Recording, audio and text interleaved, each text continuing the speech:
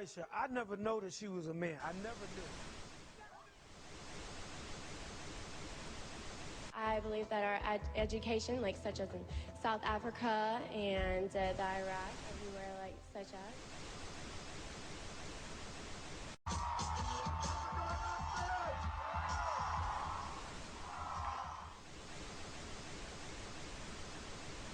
Platform 8 for the 22-28 Southern service to Eastbourne via Lewis.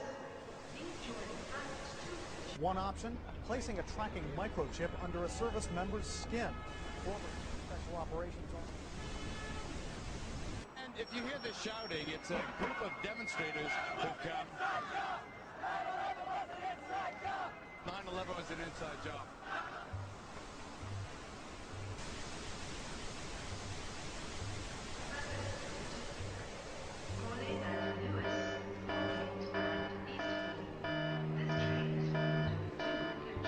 It's no longer a theory.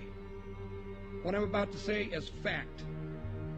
The secret organizations of the world power elite are no longer secret. They have planned and are now leading us into a one-world communist government.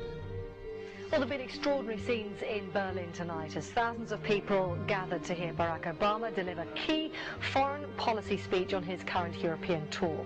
The Democratic presidential hopeful laid out his vision for America's place in a new world order, in a new world order, in a new world order. It's not a new idea. President Bush talked about it back in 1991. It is a big idea, a new world order. President Bush said, and it's a phrase that I often use myself, that we needed a new world order. There's a need for a new world order. I call upon all states to join ranks in order to found the new world order of the 21st century. We have before us the opportunity to forge for ourselves and for future generations a new world order. When we are successful, and we will be, we have a real chance at this new world order. And people talked then, in 1990, of a new world order. And the question for us is how we meet and master all these challenges to ensure that Britain enhances its competitiveness in the process and realizes what I believe is our destiny of success in this new world order. So, in conclusion, ladies and gentlemen, a new world is emerging. It is a new world order with significantly different and radically new challenges for the future. And people better understand that they mean exactly what they're saying. It's a new world order they're trying to create, and they're trying to do so not only without approval or consent of the government in this country, but despite the popular will. This is a straightforward assault by the elitists in this country. There is a global meltdown coming. It is a global depression, and one world currency and one world financial system is the end game. China said last week they want one global currency. France said yesterday or the day before that they want one world order, a new world order, at the end of this event. Gordon Brown will today call on fellow world leaders to seize the opportunity created by the worldwide economic crisis to create a truly global society. The Prime Minister will use a high-profile speech in the City of London to say that Britain, the US and Europe should join together to create a new, stronger and more just world order. This engineered collapse is there as a massive problem for which you offer the solution, and the solutions are the infrastructure we've been predicting all this time, including the World Central Bank.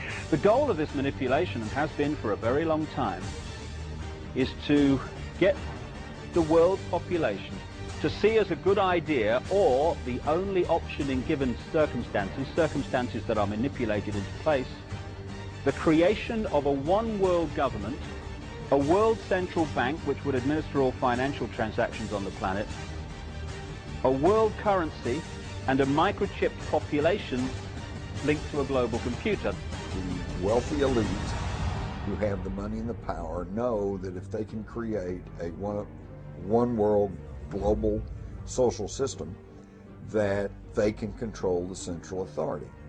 In other words, world control, world domination, one of the oldest desires in the history of the world. There's a very, very clear-cut and easily identifiable system in place that puts all of these elements from media control to government control to energy control together into one apparatus working together effectively towards its final goal, which is, you know, global control. Because of the compartmentalized pyramids that they've constructed within all these institutions of government and finance and corporations, the vast majority of people who are daily making contributions to push the world in this towards this Orwellian global state have no idea that they're doing that, because they don't know how their contributions fit in with everyone else's. Only the few at the top do. Most people don't have a clue that unelected private bankers actually control the governments of the world. There is this like cozy little myth that is perpetuated between politicians and the media. The media report the world as if presidents and prime ministers are the final arbiters and decision makers in the world, which means that the people above the level of presidents and prime ministers that really make the decisions, they're never looked at or exposed by the mainstream media because they're not accepted to exist. The central bankers of the world are working together to create a one-world government. A global police state as sinister as anything George Orwell ever wrote about, where every person on the planet Earth will have an RFID chip implanted. It is the first implantable microchip for humans that has multiple security, financial, and healthcare applications. More than 100 law enforcement officials in Mexico are having microchips implanted in their arms. The chips allow a person to be scanned, sort of like a cereal box at the supermarket. Just like the microchips implanted in the necks of dogs and cats, allowing lost pets to be identified, this glass capsule can do the same for humans. A chip in everybody would be the universal monetary system par excellence, because there'd be no escape from it, and you'd be totally under the control of those who issue the electronic impulses in that chip. The problem throughout human society is that the good men and women do nothing. They don't want power. They don't want control. They want to lead a leisurely life. They want to spend time with their family. They want to lead simple lives. But we are forced throughout society, throughout history, and throughout human time to stand up against bullies. And many times we stand up before it's too late. And we reverse the course of tyranny. But more often than not, we don't stand up in time, and horrible things have to happen first, so decadent societies learn why liberty and freedom is so precious. If you think you don't like the situation now, then think what you're going to face a little way down the road, and more than anything, think of what your children are going to have to face. Because you think we live in a controlled society now, this is nothing compared with what they are going to have to live in.